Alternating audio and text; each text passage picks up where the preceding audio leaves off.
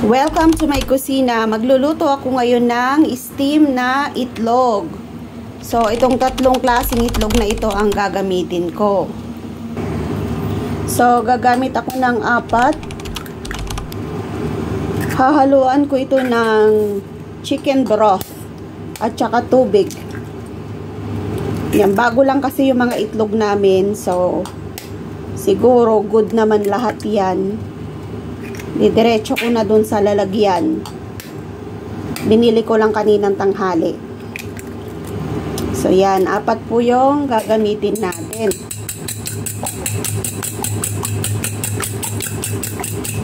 Yan, scramble lang natin. Tapos, lalagyan ko siya ng chicken broth. Ito siya, oh.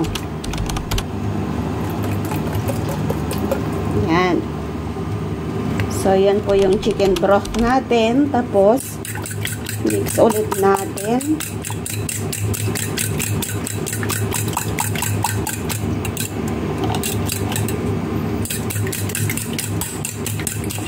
Tapos, lalagyan ko siya ng water.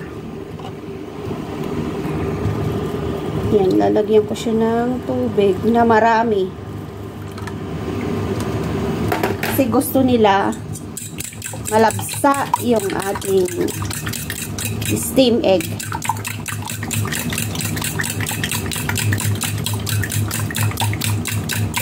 So, 3 klase po yun. Century egg, salted egg, at saka yung fresh egg.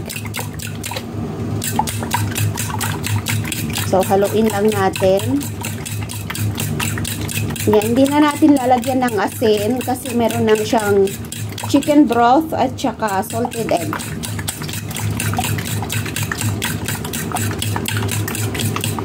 So,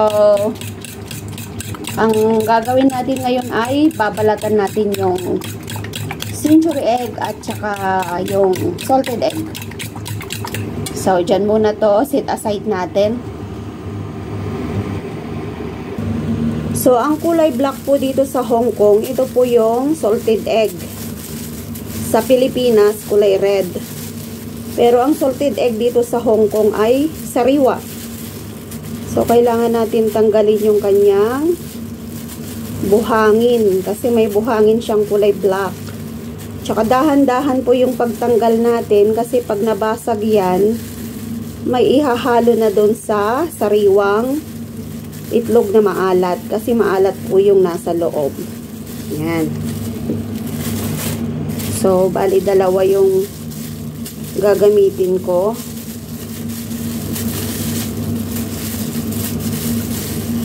Yan. Ang hirap-hirap po tanggalin to. Noong hindi ko pa po alam, hinuhugasan ko siya pero naisip ko baka bumabara dun sa aming lababo. So, ganyan po siya, oh. Yan. 2. So, eto namang eto namang century egg. Ang ginagawa ko dito ay pinupukpok ko siya. Yan. Ipupukpok natin dun sa tatanggalin natin yung kanyang yan. Yan. Mas hugasan natin mamaya. So, yan. Huwag nyo pong yan, ipinupukpok ko siya dun sa lababo namin kasi yan, tanggalin natin ng ganyan. Masarap to. Kung bago lang, masarap. Pero pag luma na, hindi ko alam. Hindi na siya masarap.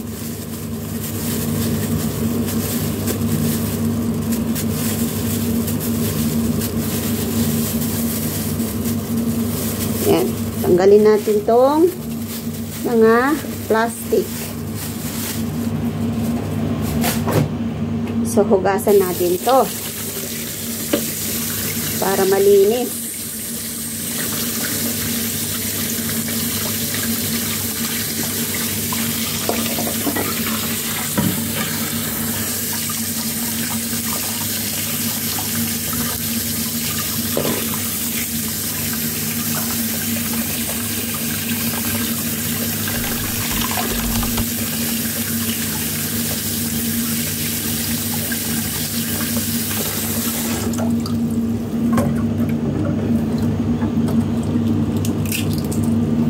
Balatan natin. Oh, ang sarap siya buo.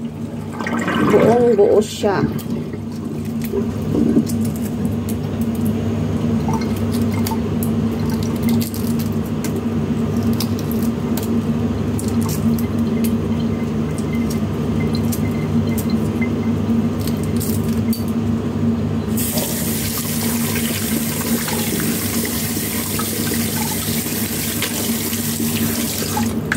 So, ito na siya. Yan, ready na yung ating mga itlog. So, buksan natin yung ating itlog na maalat kung good ba siya or sira.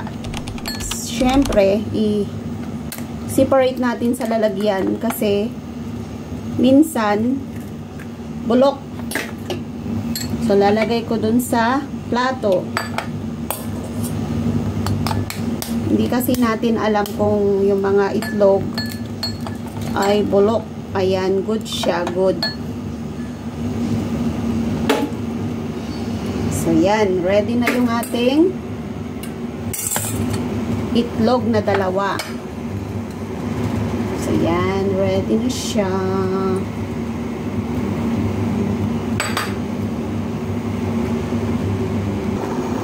Yan. Tanggalin po natin yung bubbles.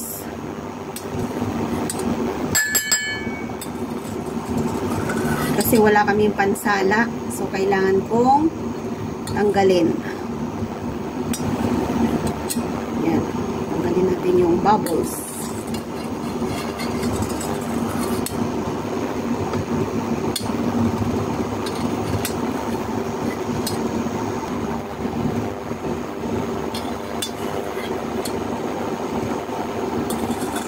Tanggalin natin lahat.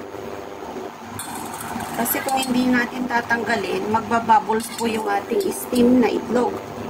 Yan, wala na. So, ililipat na natin ito dito sa lalagyan.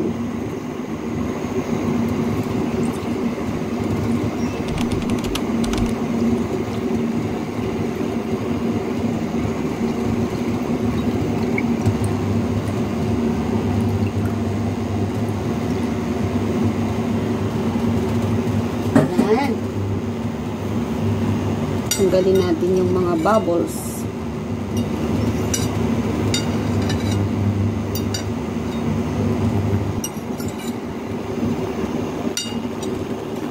So, hiwain na natin yung ating century egg.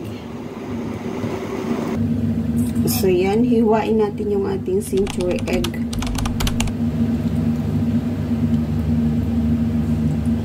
Hiwain natin ng 4.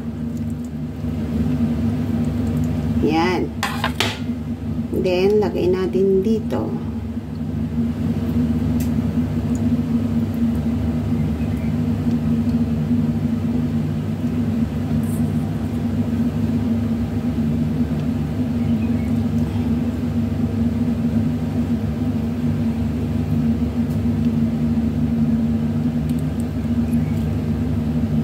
Yan, sarap.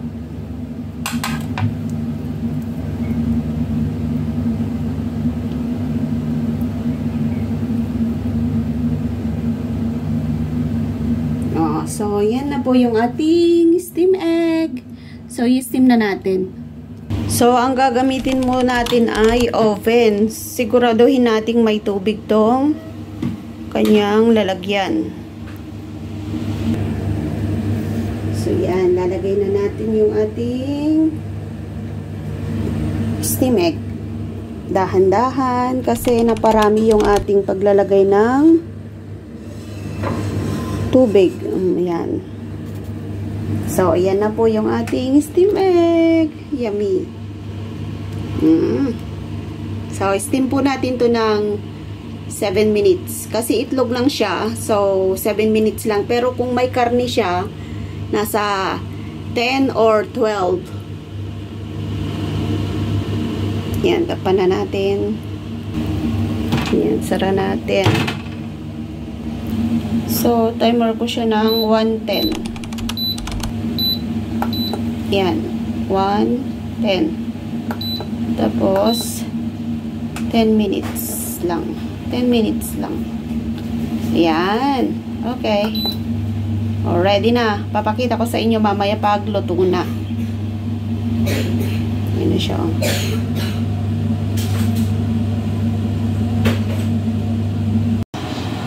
After 10 minutes, yan, naluto na po yung ating steam egg na 3 klase. Century egg, fresh egg, at saka itlog na maalat. Yung itlog na maalat, yun na yung pinampalasa natin.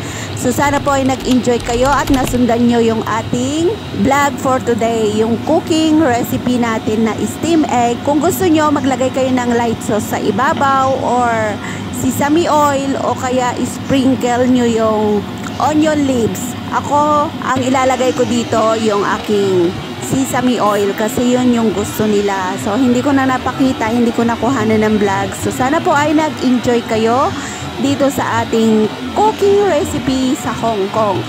Yan, sarap-sarap ng ating ipapakain ngayon sa amo. So, thank you so much po sa inyong lahat. Ayan, ilalabas na natin yung ating steam egg.